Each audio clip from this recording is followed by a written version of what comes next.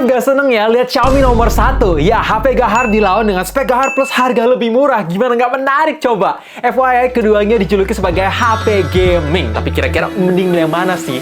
Dimensity 8400 Ultra versus Dimensity 8350 Ultimate dengan kombinasi RAM tertinggi 12GB LPDDR5X dan storage tertinggi sama-sama mentok di 512GB. Oke, untuk hasil benchmarknya seperti yang bisa kalian lihat dari angka segi CPU dan GPU-nya ini beda cukup signifikan. Tapi pertanyaannya, apakah perbedaan tersebut berasa? Jujur nih, ketika gue main Genshin Impact dengan settingan yang sama di high plus 60fps, keduanya sama-sama bagus, stabil, berjalan dengan mulus, gak ada kendala apapun. Sampai di MLBB Ultra Plus Ultranya bisa berjalan dengan baik. Walaupun memang ini satu perbedaan yang paling berasa dari segi suhu. Poco jauh berasa lebih adem. Gue main Genshin Impact 40 menit di kondisi ruangan 28 derajat dengan koneksi Wi-Fi bisa lebih adem sampai 4 derajat. Satu sisi kalau kita ngomongin dalam segi fitur gaming, rasanya Infinix lebih all out karena fitur game boosternya nggak cuma buat ngeboost game aja, tapi ada fitur bypass charging, motion control, atau pick up in games, bisa search apapun langsung keluarin pop-up Google Chrome dan ngasih tahu itu apa tanpa harus bolak-balik. Bahkan ada fitur air trigger. Ini di HP 3 juta yang menurut gua nama gaming experience jadi lebih bagus karena ada ekstra tombolnya yang dengan posisi sangat bagus. Jadi di sini kalian tinggal pilih mau performa yang kenceng atau fitur gaming yang all out. 50 megapiksel versus 108 megapiksel. Gua nggak akan bosan selalu ngingetin kalian kalau besaran pixel tuh nggak ada jaminan hasil foto lebih baik karena balik lagi tergantung sensornya apa, bukan aperture dan optimalisasi antara hardware dan softwarenya. Oke, ketika gue foto di kondisi daylight dengan suasana yang sama tentunya bersebelahan, menurut gue dalam segi warna yang dihasilkan di Infinix emang kelihatan lebih gonjreng, kelihatan lebih vivid, warna dynamic range-nya lebih ngangkat, bahkan sampai lensa ultrawide-nya lebih minim noise, detailnya pun lebih tajam walaupun sama-sama menggunakan resolusi 8 megapiksel. Tapi begitu udah masuk low light, cahayanya kurang, di sini baru Poco bersinar, noise-nya minim, detailnya lebih tajam, bahkan ketika gue nyalain fitur night mode, jadi jauh lebih bersih. Iya, noise grade-nya nggak berasa sesignifikan itu. Menurut gue, dalam segi hasil foto di low light, Infinix masih perlu improvement lewat software. Oke guys, jadi ini dia contoh perekaman video di 4K 30fps. Dari segi viewfinder, gue ngerasa memang dynamic range di Poco ini lebih bagus karena kontrasnya punya lebih terang, walaupun memang jitarnya lebih berasa. By the way, kedua HP ini ketika panning sama-sama bagus sih. Nice. Gimana guys, menurut kalian? By the way, ini lagi berangin. Coba nilai juga kualitas mic-nya. Sedangkan ini di 4K 30fps untuk di Infinix, sedangkan di Poco cuma mentok 1080p 30fps. Nice, warnanya sih lebih bagus di Poco ya, sedangkan di Infinix lebih blown out. Desain layar kedua HP ini hampir sama, bezelnya tipis, kelihatan nyaris simetris di segala sisi, tapi memang beda di bentuk. Jujur gue lebih suka bentuknya Infinix karena bulat berasa HP-HP mahal. Dan walaupun kedua HP ini menggunakan spesifikasi yang sama, tapi faktanya ketika gue pasang video yang sama bersebelahan dengan color scheme yang sama, brightness-nya auto, ini beda total. Ya, Poco itu lebih gonjreng dengan color tone lebih nguning, sedangkan Infinix color tone-nya lebih ke cold dan warna brightness itu lebih cerah. Yes, ketika gue taruh slider di posisi setengah sampai mentok, kelihatan lebih cerah. Sisanya sih dalam segi resolusi layar sama-sama tajam, refresh rate-nya berjalan dengan mulus. Walaupun ya 144 Hz-nya di Infinix agak gini karena mentok di 120 Hz. Tapi at least sentuhannya responsif, bisa dibilang HP-HP gaming lah ya, nggak ada delay sama sekali. Fingerprint udah di dalam layar, dalam segi ketahanan layar menggunakan Corning Gorilla Glass 7i Plus, kasih screen protector juga atau udah dipasangin. Dan satu lagi yang sama, always on display sama-sama nggak bisa nyala terus.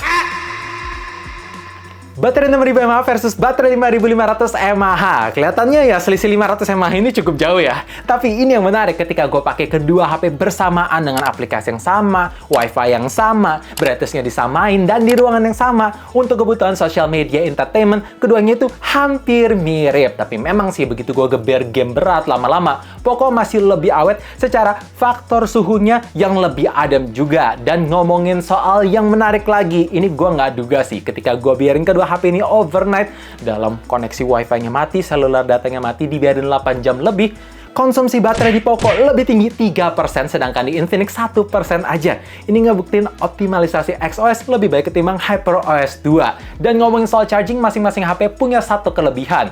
Untuk di Poco, support di 90 watt, ya lebih kenceng setengahnya. Jadi ketika gue colok kedua HP dari angka 5-100%, lebih cepat 14 menit. Itu berasa banget kalau misalkan kalian buru-buru. Satu sisi, kelebihannya di Infinix, tersedia fitur wireless charging dan reverse wireless charging. Ini fitur HP mahal tersedia di HP 3 jutaan. Jadi kalian tinggal pilih mau nge-charge ke boot atau wireless charging.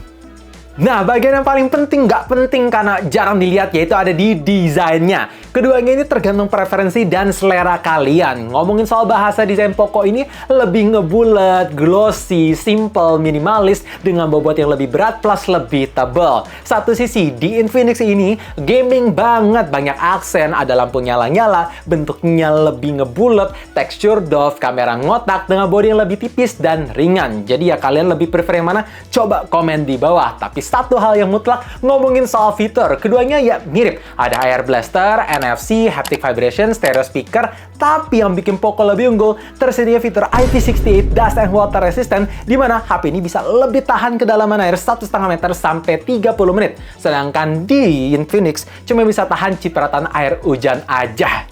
Terakhir ngomongin soal software, kedua HP ini udah menggunakan Android 15 tapi beda di UI. Poco menggunakan HyperOS 2, sedangkan di Infinix menggunakan XOS 15.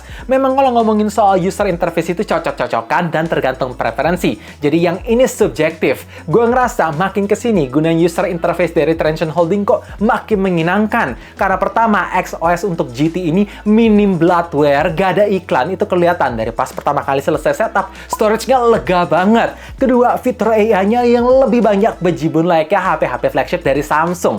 Bahkan kalian bisa generate wallpaper juga, jadi bikin customize setiap harinya dikasih kuota 15. Ketiga, rutinitas software update makin di sini makin diperhatiin, jadi bikin user interface-nya tuh makin menyenangkan. Tapi bukan berarti HyperOS di Poco X7 Pro jelek loh ya, bukan. Karena khusus di Poco X7 Pro ini, gue udah pakai 3 bulan dan ngerasa rutinitasnya tuh rajin banget. Dan jaminannya lebih panjang, support 3 kali OS Android plus 5 tahun security patch. Apalagi HyperOS lebih gampang dioprek. Jadi ya balik lagi, ini subjektif, tinggal dipilih cocok-cocokan kalian aja. So guys, kesimpulannya menurut gue kedua HP ini punya teknik marketing yang brilian banget sih. Ya, di Infinix tersedia 2 varian. Jadi kalau misalkan budget kalian pas-pasan, ya tetap bisa dapet yang sama bagusnya, cuma beda di varian RAM ROM-nya doang. Satu sisi, di Poco tersedia cuma 1 varian aja, tapi udah paling tinggi di 12/512 GB. Jadi jangka panjangnya lebih aman. Tapi kalau kalian tanya, Bang, mending beli yang mana? Oke, seperti biasa, gue langsung kasih tunjuk kelebihan di masing-masing HP. Tinggal cocokin sesuai kebutuhan dan preferensi kalian. Karena setiap orang punya keinginan yang berbeda. Tapi kalau misalkan kalian tanya, Bang, lu silakan pilih yang mana? Jujur, ini agak berat sih. Pengennya sih Poco, tapi user interface XOS. Tapi itu nggak mungkin lah ya. Jadi gue harus pilih Poco X7 Pro. Karena pertimbangan performa yang lebih kencang, baterainya yang sedikit lebih awet, coolingnya yang lebih proper, dan kamera malamnya lebih bagus. Walaupun ya ada iklannya. Tapi gimana guys? Menurut kalian tim mana? Coba komen di bawah. Gue berharap banget dengan adanya video perbandingan ini bisa menjawab rasa penasaran kalian. Dan kalau misalkan udah pakai di antara kedua HP ini, share juga keluh kesahnya di bawah supaya yang lagi bingung bisa dapet jawaban pasti. Gue berharap banget ini bisa ngebantu. And thank you for watching. Stay safe, stay healthy, stay updated with up to date. Mantap. Berat sih pilihnya.